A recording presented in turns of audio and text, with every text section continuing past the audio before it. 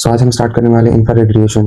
तो इसको university exam में कैसे लिखते हैं और इसका पूरा डेमोन्स्ट्रेशन कैसे करते हैं, आइए देखते हैं। सो इंफ्रारेड रेडिएशन होता क्या है? इंफ्रारेड रेडिएशन एक ऐसा फिजियोथेरेपी इलेक्ट्रॉनिक मोडालिटी है जिसकी वेवलेंथ विजिबल लाइट से लॉन्गर होती है और ये सुपरफिशियल हीटिंग प्रोवाइड करवाती है हमारे टिश्यू को। So it is a form electromagnetic radiation with wavelength longer than visible light used in electromagnetic और electrotherapy to produce superficial heating of tissue. It produce heat by conversion of increasing temperature. ये body के conversion mechanism के help से body के temperature को increase कर सकती है, सुपरफिशियल हीटिंग प्रोवाइड करवा सकती है, जो टिश्यू के 1 to 10 नैनोमीटर डेप्थ तक 1 से 10 नैनोमीटर डेप्थ तक टिश्यू को सुपरफिशियल हीटिंग प्रोवाइड करवा सकती है। इंफ्रारेड रेडिएशन हमें कहाँ कहाँ से मिल सकता है? सो हमारे नेचुरल सोर्स होता है सनलाइट और हमारे और भी सोर्सेस होते हैं जैसे कोल फायर और gas fire etcetera. Any object जो हमें हमारी इंफ्रारेड रेडिएशन प्रोवाइड करवाती है वो सारे ही ऑब्जेक्ट में हम फिजियोथेरेपी मोडालिटी यूज कर सकते हैं जो सुपरफिशियल हीट प्रोवाइड करवा के और पेन रिलीफ करवा सके। इसके हम वेवलेंथ और पैरामीटर्स को देख सकते हैं। जैसे इंफ्रारेड का जो स्पेक्ट्रम होता है 760 नैनोमीटर से 1 मिलीमीटर तक जाता है। इसके थेरापेटिक इंफ्रारेड रेडिएशन होता है, तो फिजियोथेरेपी में जो हम यूज करते हैं उसका रेंज क्या होता है?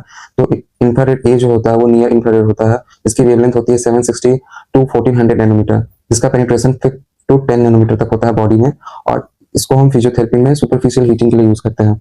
जो मिडिल इंफ्रारेड रेडिएशन होता है, आई इंफ्रारेड रेडिएशन बी, उसकी वेवलेंथ 1400 नैनोमीटर टू 3000 नैनोमीटर होती है। ये हम फिजियोथेरेपी क्लिनिक में लेस यूज करते हैं, इसका कोई काम नहीं होता है। फार इंफ्रारेड रेडिएशन जो होता है वो उसकी वेवलेंथ होती है 3000 नैनोमीटर टू 1 मिलीमीटर। इसका पेनिट्रेशन मोर देन 1 मिलीमीटर होता है। ये डेप्थ तक जाता है, टिश्यू के एपिडर्मिस से भी अंदर तक जाता है, लेकिन ये सुपरफिशियली हीटिंग प्रोवाइड करवाता है हमारे बॉडी को। सो ये एपिडर्मिस में ही अब्जॉर्ब हो जाता है। तो ये बेसिकली सुपरफिशियल हीटिंग प्रोवाइड करवाता है इंफ्रारेड रेडिएशन। अब इंफ्रारेड रेडिएशन के 2 टाइप्स के जनरेटर होते हैं, एक लुमिनस होता है, एक नॉन लुमिनस होता है। लुमिनस वाला कहने का मतलब ये है लुमिनस में लाइट एमिट होगा, तो इसमें हम विजिबल लाइट देख सकते हैं, और इंफ्रारेड रेडिएशन तो ऑब्वियस सी बात है मिलेगा ही। इसके सोर्स हम देख सकते हैं, टंगस्टन फिलामेंट होता है, एक बल्ब होता है जिसके अंदर टंगस्टन फिलामेंट होते हैं, वो हीट प्रोवाइड करता है और उसमें विजिबल लाइट भी होती है। इसका पेनिट्रेशन होता है डीप अमंग इंफ्रारेड रेडिएशन के ऑल टाइप। जो जितने भी प्रकार के इंफ्रारेड रेडिएशन के टाइप्स होते हैं उससे लुमिनस वाले ज्यादा डीप तक पेनिट्रेशन करवा के सुपरफिशियल हीटिंग प्रोवाइड करवाते हैं। एग्जांपल के लिए हम देख सकते हैं हैलोजन के जो लैंप होते हैं वो, और टंगस्टन से बने होते हैं लैंप वो, और इंडेसेंट लैंप बल्ब्स जो होते हैं वो भी सुपरफिशियल हीटिंग प्रोवाइड करवाते हैं लुमिनस में, और विजिबल लाइट और इंफ्रारेड रेडिएशन दोनों प्रोवाइड करवाते हैं, हीटिंग प्रोवाइड करवाते हैं। फिर उसके बाद देखते हैं नॉन लुमिनस वाले, इसमें हमें केवल इंफ्रारेड रेडिएशन देखने को मिलेगा और विजिबल लाइट देखने को नहीं मिलेगी। तो non luminous infrared radiation generators होते हैं, उनको हम पेशेंट के आने से 10 मिनट पहले ही ऑन करके रख देते हैं, क्योंकि हमें इसमें केवल हीट प्रोवाइड करवाती है, लाइट एमिट नहीं होता है। तो हमें इसको ध्यान में रखते हुए पेशेंट के आने से 10 मिनट पहले ही नॉन लुमिनस वाले जनरेटर को ऑन करके रख देना चाहिए। बेसिकली हम लेस यूज करते हैं अपने फिजियोथेरेपी मोडालिटी के अंदर। सो इसमें विजिबल लाइट नहीं होती है, ये केवल इंफ्रारेड रेडिएशन प्रोड्यूस करवाता है। और इसका जो सोर्स होता है वो सिरामिक प्लेट होता है और कॉइल्स होते हैं, नाइक्रोम के वायर के बने होते हैं। जो इसका पेनिट्रेशन होता है वो सुपरफिशियल ही होता है, क्योंकि इसमें नॉन लुमिनस होता है, लाइट आती नहीं है, रिफ्लेक्शन रिफ्लेक्शन कुछ होता नहीं है, सो तो ये सुपरफिशियली हीटिंग प्रोवाइड करवाता है। एग्जांपल के लिए हम देख सकते हैं जो हीटर्स होते हैं वो पोर्सिलिन वाले, वो भी इसमें एग्जांपल हो सकते हैं, और सिरामिक के जो इंफ्रारेड रेडिएशन है तो वो भी इसके अंदर आ सकते हैं। अब हम कंपेयर करते हैं कौन सा बेस्ट है नॉन लुमिनस और लुमिनस में।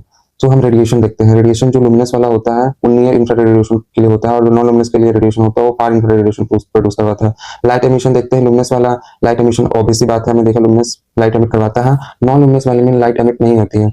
पेनिट्रेशन में हम देख सकते हैं लुमिनस में पेनिट्रेशन 5 to 10 नैनोमीटर तक जाता है, compare to non luminous penetration इसका ग्रेटर देन 1 मिलीमीटर ही होता है। हीटिंग देख लेते हैं लुमिनस और नॉन लुमिनस में। हीटिंग कंपैरिजन करें तो लुमिनस का फास्टर हीटिंग करवाता है, क्योंकि इसमें लाइट भी एमिट हो रही है और हीट इंफ्रारेड रेडिएशन भी जनरेट कर रहा है। नॉन लुमिनस में हम देख सकते हैं स्लो हीटिंग और सुपरफिशियल हीटिंग प्रोवाइड करता है। तो लेस कॉमन फिजियोथेरेपी हम ये नॉन लुमिनस वाले यूज करते हैं। इसके पेशेंट हमें कम देखने को मिलते हैं इस मोडालिटी के यूज करने के लिए। हम जनरली लुमिनस वाले हीटर्स ही यूज करते हैं। कॉमन यूज हम देख सकते हैं लुमिनस वाले जो हो सकते हैं पेन स्टिफनेस में यूज कर सकते हैं, लेकिन जो नॉन लुमिनस वाले हैं वो वुंड हीलिंग और वार्म इन्वायरमेंट, एक रूम होता है जिसमें हम एक्सरसाइज करने से पहले वार्म अप करते हैं, तो वार्म अप के लिए भी एक रूम में नॉन लुमिनस वाले हीटर को ऑन करके पेशेंट को 5 या 10 मिनट के लिए उसमें थेरेपी दे सकते हैं। उसके बाद उनकी थेरेपेटिक एक्सरसाइज या अनदर एक्सरसाइज के लिए उनको ले जाया जा सकता है। प्रोडक्शन ऑफ इंफ्रारेड रेडिएशन में हम देखें तो लुमिनस जो इंफ्रारेड रेडिएशन प्रोड्यूस करवाता है वो नियर इंफ्रारेड रेडिएशन होता है। जब हम इलेक्ट्रिक करंट हम ऑन करते हैं लुमिनस वाले इंफ्रारेड रेडिएशन में, तो टंगस्टन के जो फिलामेंट होते हैं वो उसकी टेम्परेचर राइज करती है और वो पहुंच जाती है 2000 टू 2500 डिग्री सेल्सियस तक। और जब ये इस डिग्री सेल्सियस तक पहुंच जाते हैं तब ये 80% इंफ्रारेड रेडिएशन प्रोड्यूस करवाता है, 10% विजिबल लाइट प्रोड्यूस करवाता है और 10% हीट प्रोड्यूस करवाता है। जो नॉन लुमिनस वाले इंफ्रारेड जनरेटर्स होते हैं फार इंफ्रारेड रेडिएशन, उसमें इलेक्ट्रिसिटी पास होती है और नाइक्रोम वायर में। जो नाइक्रोम के वायर होते हैं वो एम्बेडेड होते हैं सिरेमिक प्लेट्स से, उनको हीट करने के लिए 300 टू 400 डिग्री सेल्सियस की टेम्परेचर चाहिए होता है। हमें प्लेट एमिट्स और इंफ्रारेड रेडिएशन यूनिफॉर्मली वे में हीट प्रोड्यूस करवाते हैं। अब हम इन दोनों के जो बॉडी में ये किस प्रकार से फिजियोलॉजिकल इफेक्ट्स को करवाते हैं हम नीचे देखते हैं। जो फिजियोलॉजिकल इफेक्ट होते हैं इंफ्रारेड रेडिएशन के, वो वैसोडाइलेशन करवाते हैं। वैसोडाइलेशन का मतलब होता है इंक्रीज ब्लड फ्लो। जो हमारे वेसल्स होते हैं, आर्टरीज और कैपिलरीज और वेन्स, उनकी जो एरिया होती है वो बढ़ जाती है, जिससे हमारा जो ब्लड फ्लो इंक्रीज हो जाता है और पेन में रिलीफ होता है। अब इंक्रीज मेटाबॉलिज्म, मेटाबॉलिक रेट होता है, हमारा जो ब्लड का फ्लो होता है वो बढ़ जाता है। इंक्रीज पर्सपायरेशन, पर्सपायरेशन का मतलब होता है जो हमारे स्वेट ग्लैंड होते हैं एपिडर्मिस में बाहर की ओर, वो एक्टिवेट हो जाती हैं और स्वेट ग्लैंड एक्टिवेट होने के कारण हमारे बॉडी में स्वेटिंग होने लगती है। अगर किसी पेशेंट में स्वेट ग्लैंड एक्टिवेट ना हो और उसको स्वेटिंग ना हो रही है तो उनको हेडेक होने का चांस हो सकता है, डेजीनेस हो सकती है। तो पेशेंट को हम पूरे प्रिकॉशन और कॉन्ट्राइंडिकेशन के साथ ही पेशेंट को ट्रीटमेंट प्रोटोकॉल देते हैं कि उस पेशेंट को कोई ऐसी कंडीशन तो ना हो जिससे उसको सीवियर हेडेक हो और डेजीनेस आती हो, ब्लैकआउट होता हो इस ट्रीटमेंट के दौरान या फिर पहले भी घर पे। पेन रिलीफ में फिजियोलॉजिकल इफेक्ट शो करता है। अगर किसी को स्वेलिंग हो रहा हो तो और स्टिफनेस हो रही हो तो लुमिनस वाले जनरेटर को यूज करके हम हीट जो हो रही हो मसल स्पैज्म कम कर सकते हैं। इस्कीमिया जो होता है, जिसे इस्कीमिया होता है ब्लॉकेज ऑफ आर्टरीज, मतलब आर्टरीज में ब्लॉकेज हो जाना, प्लेक फॉर्मेशन हो जाना, तो वैसोडाइलेशन होगा तो ऑब्वियस सी बात है ब्लड फ्लो इंक्रीज हो ही जाएगा। और इंक्रीज एंडोर्फिन रिलीज, एंडोर्फिन एक हार्मोन होता है जो मसल के पेन में जो स्ट्रेस जो होता है वो सेरोटोनिन हार्मोन होता है उसको कम करके एंडोर्फिन रिलीज करवाता है, जिससे कि पेन में रिलीफ मिलता है। मसल रिलैक्सेशन, अगर ब्लड फ्लो इंक्रीज होगा, वैसोडाइलेशन होगा तो ऑब्वियस सी बात है मसल का रिलैक्सेशन होगा। और गामा इफेक्ट, जो फायरिंग रेट होते हैं, गामा इफेक्ट हमारे स्पाइनल कॉर्ड से निकलती हैं और हमारे पेरिफेरल्स तक जाती हैं, उनकी फायरिंग रेट को कट आउट कर देता है। ये पेन गेट थ्योरी में मैकेनिज्म हम देख सकते हैं। Increase tissue extensibility, soft tissue become more elastic. हम कोई भी एक्सरसाइज करवाते हैं उससे पहले हम इंफ्रारेड रेडिएशन बात करवा सकते हैं। एक रूम होता है जिसके अंदर इंफ्रारेड रेडिएशन बीम रहती है, हम आइस के ऊपर गूगल्स लगा के हम 10 मिनट्स के लिए पेशेंट को वहां पे लेइंग सुपाइन पोजीशन में बिठा सकते हैं, 5 मिनट के लिए उनको सिटिंग पोजीशन में बिठा सकते हैं, ताकि उनका बॉडी की जो एक्सटेंसिबिलिटी होती है, जो टिश्यू होते हैं, सॉफ्ट टिश्यू होते हैं, वो अच्छे से फ्लेक्सिबल हो जाए, ताकि उनका अच्छा से स्ट्रेचिंग हो सके, स्ट्रेनिंग करवा सके हम उनका। इंप्रूव स्किन न्यूट्रिशन, जो भी इंप्रूव स्किन न्यूट्रिशन में जो हमारा सर्कुलेशन अगर इंक्रीज होगा तो ऑब्वियस बात है टिश्यू हीलिंग होगा और पेन रिलीफ मिलेगा। थेरेपेटिक इफेक्ट्स में हम देख सकते हैं, थेरेपेटिक इफेक्ट में क्या होगा, जब फिजियोलॉजिकल इफेक्ट बॉडी में शो हो रहा है तो उससे हमारी बॉडी में एट द एंड में क्या क्या क्या इफेक्ट्स देखने को मिल सकता है। तो पेन रिलीफ ऑब्वियस बात है, वैसोडाइलेशन होगा तो एंडोर्फिन रिलीज होगा, एंडोर्फिन रिलीज होगा तो पेन ऑब्वियस बात है कट आउट होगा, पेन गेट मैकेनिज्म वर्क करेगा, पेन गेट मैकेनिज्म वर्क करेगा तो जो first order second order neuron है वो एक्टिवेट हो जाएंगे, वो कट आउट हो जाएंगे। जो सब्सटेंस या जिलेटिनोसिन और डांडी है वो जो सिग्नल ब्रेन में पहुंचा रहा है वो कट आउट होकर वो रिलीफ प्रोवाइड करवाएगा। रिडक्शन ऑफ मसल स्पैज्म जो होता है वो रिडक्शन हो जाएगा। डिक्रीज जॉइंट स्टिफनेस, अगर कोई भी इंफ्रारेड रेडिएशन 10 मिनट के लिए यूज में लेता है तो उसकी जो जॉइंट में स्टिफनेस है वो कम हो जाती है।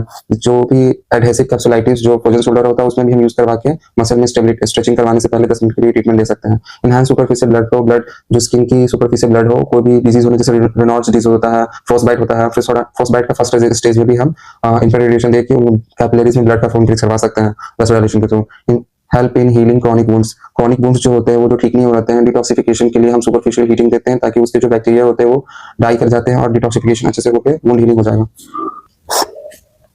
रिडक्शन इन इन्फ्लामेशन के कारण वहाँ स्वेलिंग हो जाता है, वहाँ पे टेम्परेचर राइज कर जाता है, वहाँ पे रेडनेस आ जाती है। इसके 5 कार्डिनल साइंस होते हैं जैसे pain, heat, swelling, redness, loss of function. तो ये सारे जो फंक्शन होते हैं वो सब कम हो जाते हैं इसके अंदर अगर हम इंफ्रारेड रेडिएशन यूज करते हैं। तो इंप्रूव स्किन कंडीशन, सोरोसिस और एक्ने वल्गैरिस जो होता है, अगर पेशेंट बहुत दिनों से बेड पर लेटा हुआ है तो उसमें उसके जो जॉइंट होते हैं वहाँ पे सोरोसिस, वहाँ पे वुंड बन जाते हैं, तो उस कंडीशन में भी हम इंफ्रारेड रेडिएशन यूज कर सकते हैं 10 मिनट के लिए, ताकि उसके जो वुंड होते हैं वो ठीक हो सके और पेशेंट को टाइम टू टाइम चेंज कर सकते हैं। एक्ने वल्गैरिस जो पेशेंट के जो स्किन में रिंकल्स जो आ जाते हैं, वल्गैरिस कंडीशन जो आ जाती है, उसकी कंडीशन में 5 मिनट 10 मिनट कॉशन के थ्रू हम इंफ्रारेड रेडिएशन ट्रीटमेंट करवा सकते हैं। Useful in warm up before exercise और मोबिलाइजेशन, हम पहले भी देख सका है कि एडहेसिव कैप्सुलाइटिस और फ्रोजन शोल्डर में हम इंफ्रारेड रेडिएशन का 10 मिनट यूज कर सकते हैं। और कोई भी मोबिलाइजेशन और कोई भी एक्सरसाइज से पहले, वार्म अप एक्सरसाइज से पहले हम इंफ्रारेड रेडिएशन दे सकते हैं ताकि अच्छे से स्ट्रेचिंग स्ट्रेंथनिंग हो सके मसल की। अब ट्रीटमेंट पैरामीटर्स जो होते हैं, प्रोटोकॉल क्या क्या होते हैं, जो भी हम इंफ्रारेड रेडिएशन लगाते हैं तो क्या ऐसे प्रोटोकॉल और पैरामीटर्स होते हैं जो हम ध्यान में रख के पेशेंट पर अप्लाई कर सकते हैं। तो फर्स्ट है डिस्टेंस हमें हमेशा मेंटेन करके रखना चाहिए, जो ग्रेजुअली 50 टू 75 मीटर 70 सेंटीमीटर होता है जो स्किन से डिस्टेंस मेंटेन होता है, और ये कंफर्टेबल हीट प्रोवाइड करवाता है बॉडी के टिश्यू को। एंगल जो लैम्प का जो एंगल होता है वो 90 डिग्री होता है, परपेंडिकुलर होता है ट्रीटमेंट एरिया से। अगर ये हमारा ट्रीटमेंट एरिया है तो हम परपेंडिकुलर 90 डिग्री के एंगल पर उस ट्रीटमेंट एरिया में हम प्लेसमेंट लगाते हैं। ड्यूरेशन होता है, हम पेशेंट के ऊपर 50 टू 30 मिनट के लिए हम कंडीशन के अकॉर्डिंग पेशेंट को हम ट्रीटमेंट दे सकते हैं। जो 50 टू 30 मिनट हम एडहेसिव कैसुलाइटिस में भी दे सकते हैं, एक्ने वल्गारिस में तो 5 से 6 मिनट ही दे सकते हैं। तो वो डिपेंड करता है, वेरी करता है पेशेंट टू पेशेंट। थ्योरी में हम जो पढ़ते हैं, प्रैक्टिकल में उससे टोटल डिफरेंट होता है, तो हम पेशेंट के अकॉर्डिंग भी हम ड्यूरेशन को हम सेट कर सकते हैं। इंटेंसिटी हम पेशेंट के अकॉर्डिंग सेट कर सकते हैं, और लेंथ में ऑलरेडी सेट रहता है, तो हम पेशेंट के अकॉर्डिंग इंटेंसिटी बढ़ा भी सकते हैं और इंटेंसिटी घटा भी सकते हैं। और पेशेंट को अकोमोडेट ना हो जाए इस वजह से भी हम पेशेंट के इंटेंसिटी को चेंज कर करके ही हम उनको ट्रीटमेंट देना चाहिए, जिससे वो पेशेंट अकोमोडेट ना हो जाए एक ही इंटेंसिटी पे ट्रीटमेंट लेने के।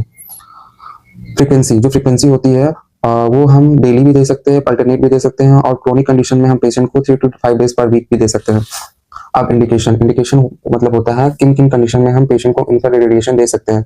तो सबसे पहले आता है मसल पेन, माइलेजिया मसल पेन होता है। किसी भी पेशेंट को अगर मसल पेन हो रहा है, अक्यूट पेन है, तो उस जगह पे 5 to 10 मिनट्स के लिए हम सेशन अपने पेशेंट को हम इंफ्रारेड रेडिएशन दे सकते हैं। क्रॉनिक इन्फ्लामेशन, अगर पेशेंट का इन्फ्लामेशन अगर क्रॉनिक हो गया है, जैसे ऑस्टियोआर्थराइटिस और टेंडिनाइटिस हो गया है, ऑस्टियोआर्थराइटिस मतलब स्वेलिंग हो गई है, इन्फ्लामेशन हो गई है, ऑस्टियो मतलब नी जॉइंट या एल्बो जॉइंट में, या टेंडन में इन्फ्लामेशन हो गई है, तो इस क्रॉनिक इन्फ्लामेटरी कंडीशन में भी हम infrared radiation for up to 10 minutes 30 minutes patient के अकॉर्डिंग हम दे सकते हैं। पर बट पेशेंट को सेंसेशन पता होना चाहिए, उसको बर्न ना हो।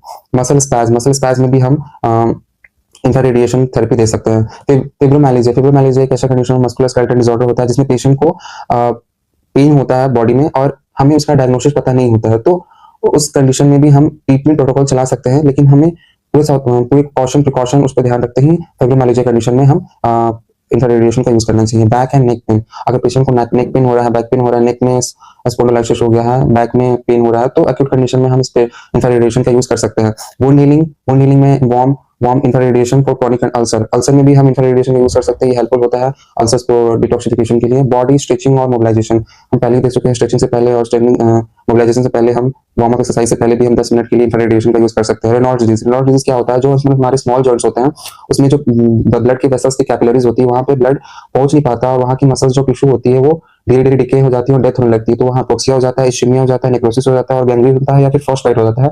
और गैंग्रीन और फ्रॉस्ट बाइट को ही बाद में जाके रेनॉल्ड्स डिजीज कह सकते हैं, स्मॉल जॉइंट्स में हो जाती है और उसको एम्पुटेशन करना पड़ता है। तो जब प्राइमरी स्टेज में रहता है रेनॉल्ड्स डिजीज, तो उस कंडीशन में हम इंफ्रारेडिएशन यूज कर सकते हैं। अब कॉन्ट्राइंडिकेशन का मतलब होता है किस कंडीशन में हम पेशेंट को इंफ्रारेडिएशन नहीं दे सकते हैं। अक्यूट इन्फ्लामेशन, अगर पेशेंट का अभी इन्फ्लामेशन हुआ, अभी चोट लगा है किसी वजह से, due to fall, due to trauma, injury like road traffic accident, तो उस कंडीशन में हम पेशेंट को इंफ्रारेडिएशन नहीं देते हैं, बिल्कुल भी नहीं होना चाहिए। अक्यूट इंजरी, अभी कोई चोट लगा, उस कंडीशन में रोड ट्रैफिक एक्सीडेंट में नहीं दे सकते। इंपेयर्ड सेंसेशन, हम पेशेंट को ट्रीटमेंट देने से पहले हम दो हम कप ले लेंगे, एक में कोल्ड वाटर एक में हॉट वाटर रखेंगे, पेशेंट का हम सेंसरी चेक करेंगे, पेशेंट को कोल्ड या हॉट का सेंसेशन पता चल रहा है नहीं, तो उसके बाद ही हम इंफ्रारेडिएशन देंगे। क्यों? अगर हम सेंसेशन चेक नहीं करते हैं तो पेशेंट को हीटिंग का एहसास भी नहीं होगा और पेशेंट को बर्निंग का चांस बढ़ जाएगा। सीवियर पेरिफेरल वेस्कुलर डिजीज, अगर हमारी पेरिफेरीज में कोई भी वेसल रिलेटेड डिजीज हुई है जो कि अक्यूट से सब एक्यूट और सब क्रोनिक स्टेज में पहुंच गई है, तो उस स्टेज में हम इंफ्रारेडिएशन नहीं देंगे, उनको प्रॉपर डॉक्टर से प्रोटोकॉल लेके ही उसको अलग ट्रीटमेंट प्रोटोकॉल दिया जाएगा, फिर मेडिसिन या सर्जरी हम इस्तेमाल कर सकते हैं। Malignancy in treatment area, malignancy का मतलब होता है कोई भी कैंसर सेल्स या ट्यूमर सेल अगर कोई भी एरिया में आया तो उस एरिया में इंफ्रारेडिएशन नहीं दे सकते, क्योंकि वो बढ़ने के चांसेस ज्यादा हो सकते हैं, उसको उस एरिया में फैल ना जाए, इस वजह से मैलिग्नेंसी की वजह से कोई और अदर कंडीशन डेवलप ना हो जाए, इस वजह से भी। हेमोरेजिक कंडीशन, हेमोरेजिक मतलब कोई भी ऐसा इंजरी, रोड ट्रैफिक एक्सीडेंट्स में हैवी ब्लड लॉस हो गया है, तो ब्लड लॉस होने के कारण बॉडी में ऑलरेडी खून की कमी हो गई है, ब्लड लॉस हो रहा है, तो इंफ्रारेडिएशन भी वैसोडाइलेशन करवा रहा है, ब्लड का फ्लो करवा रहा है, बॉडी में ब्लड है भी नहीं, तो इस कंडीशन में भी हम ये यूज नहीं करते हैं। Fever and systemic infection, fever में हम इस वजह से यूज नहीं करते हैं क्योंकि इसमें बॉडी का टेम्परेचर ऑलरेडी हाई रहता है और इंफ्रारेडिएशन में बॉडी का टेम्परेचर हाई करता है, स्वेटिंग करवाता है, इस वजह से भी हम इसको फीवर में यूज नहीं कर सकते। सिस्टमिक इन्फेक्शन जो होता है, कोई भी इन्फेक्शन जिससे हम अननोन कोई भी इन्फेक्शन हमारे बॉडी में हो गया हो, तो उस कंडीशन में हम इंफ्रारेडिएशन को नहीं लगाते हैं। ओवर एनेस्थेटिक स्किन, पेशेंट अगर एनेस्थीसिया में है और उसका कोई वुंड में हम इंफ्रारेडिएशन लगाना है तो बिल्कुल भी उस जगह पे हम नहीं लगा सकते, क्योंकि पेशेंट को सेंसेशन पता नहीं चल रहा, उसको बर्न होने का चांस है। ओवर इस्चेमिक एरिया, अगर पेशेंट का कोई ऐसा कंडीशन है जिसमें थ्रोम्बोसिस और एम्बोलिज्म हो गया, थ्रोम्बोसिस हो गया है जिसमें ब्लड क्लॉट हो गया, ब्लड क्लॉट होकर वो ब्लड फ्लो नहीं कर रहा है, तो अगर उस जगह से क्लॉट बढ़ ही नहीं रहा है तो हम कितना भी इंफ्रारेडिएशन लगा ले तो वो बढ़ेगा, क्लॉट टूटेगा ही नहीं, थ्रोम्बोसिस नहीं होगा, तो उस इंफ्रारेडिएशन लगाने का वहां कोई मतलब नहीं है। Recent burn and scar tissue, recent burn और स्कार टिश्यू से होता है क्योंकि वो अभी सेंसिटिव एरिया है। उस एरिया में अगर हम कोई भी ट्रीटमेंट देते हैं तो extra chronic condition another disease होने के चांसेस बढ़ जाते हैं। ओवर आइज के ऊपर तो बिल्कुल भी नहीं देना चाहिए क्योंकि आइज की जो रेटिना होती है वो इंफ्रारेड रेडिएशन को अब्सॉर्ब करती है और कैटरैक्ट होने के चांसेस बढ़ जाते हैं। जो प्रिकॉशन हम किन चीजों में किन किन चीजों को ध्यान में रखेंगे इन ट्रीटमेंट देते वक्त। मेंटेन सेफ डिस्टेंस, जो हम यहाँ पर डिस्टेंस देखते हैं 50 to 75 सेंटीमीटर, इसको तो मिनिमम मेंटेन करके रखना पड़ता है अकॉर्डिंग टू पेशेंट और मोडालिटी। चेक स्किन फ्रीक्वेंसी, हमने स्किन की फ्रीक्वेंसी हमें वो सेंसेशन जो हमारा था वो डिप कोल्ड और हॉट वाटर के पेशेंट को प्रॉपर सेंसेशन फील हो रहा है या नहीं हॉट वाटर के लिए और गर्म कोल्ड वाटर के लिए। Protect eyes goggles near infrared radiation, अगर कोई ऐसा रूम है जिसमें इंफ्रारेड रेडिएशन पूरे फैली हुई है तो उसमें हम गूगल्स का यूज करेंगे जिसमें इंफ्रारेड रेडिएशन आइज के अंदर ना जा सके, जिससे कैटरैक्ट और ब्लाइंडनेस ना हो। अवॉइड मेटल ऑब्जेक्ट्स, कोई भी ऐसा मेटल ऑब्जेक्ट जो पेशेंट ज्वेलरी के रूप में पेशेंट पहन के आया तो उसको हम रिमूव करवाएंगे नहीं तो उससे भी बर्न के चांसेस बढ़ जाते हैं। Do not use recent radiotherapy sites, अगर कोई पेशेंट का रेडियोथेरेपी हुआ है, कोई भी एक्सरे हुआ या फिर कोई भी रेडियोथेरेपी प्रोटोकॉल यूज हुआ है एमबीबीएस डॉक्टर के थ्रू, तो उस कंडीशन में भी हम इंफ्रारेडिएशन नहीं देंगे क्योंकि उनको मेलिग्नेंसी होने की, कैंसर सेल्स होने डेवलप होने के चांसेस बढ़ जाते हैं। Use caution with elderly and children, elderly patient को इसलिए हम ओल्ड एज पेशेंट को इसलिए हम उतना नहीं देते क्योंकि उनकी जो स्किन होती है वो फ्रेजाइल हो जाती है, वो विंकल्स आ जाते हैं, उनमें जो परमिएबिलिटी होती है, उनकी जो वेसल्स होती हैं वो कंस्ट्रिक्ट हो जाती है, उनमें ब्लड फ्लो कम हो जाता है और स्किन डेड डिके हो जाती है। तो उस कंडीशन में हम इंफ्रारेडिएशन नहीं दे सकते क्योंकि वो ऑलरेडी ब्लड फ्लो की जो कैपिलरीज है वो ऑलरेडी सिकुड़ चुकी है, कंस्ट्रिक्ट हो चुकी है, तो स्किन बर्न होने के चांसेस ज्यादा हो जाते हैं। अगर एक बार स्किन बर्न हो गया तो रिकवर होने में चांसेस बहुत कम हो जाते हैं। और चिल्ड्रन में हम इसलिए नहीं देखते क्योंकि उनकी जो परमिएबिलिटी स्किन की होती है वो हाइयर होती है, उनकी मसल्स हाईली एक्टिवेट होती है, तो उस कंडीशन में चिल्ड्रन में बर्न के चांसेस ज्यादा बढ़ जाते हैं। तो अगर इन कंडीशन में अगर पेशेंट को देना है तो लो इंटेंसिटी लो फ्रीक्वेंसी में डिस्टेंस थोड़ा ज्यादा मेंटेन करके भी हम उसको यूज में ला सकते हैं। अवॉइड स्लीपिंग ड्यूरिंग ट्रीटमेंट, हमें सोते वक्त बिल्कुल भी इंफ्रारेड रेडिएशन का ट्रीटमेंट नहीं देना, बिल्कुल भी हम सोते वक्त ट्रीटमेंट नहीं दे सकते पेशेंट को, वरना बर्न हो जाएगा, पेशेंट को पता ही नहीं चलेगा। एनेस्थीसिया के समय भी हम पेशेंट को नहीं दे सकते क्योंकि उसको बर्न हो जाएगा और पेशेंट को पता नहीं चलेगा। तो इस तरीके से आप यूनिवर्सिटी में लेकर अच्छे मार्क्स गेन कर सकते हैं। Thank you.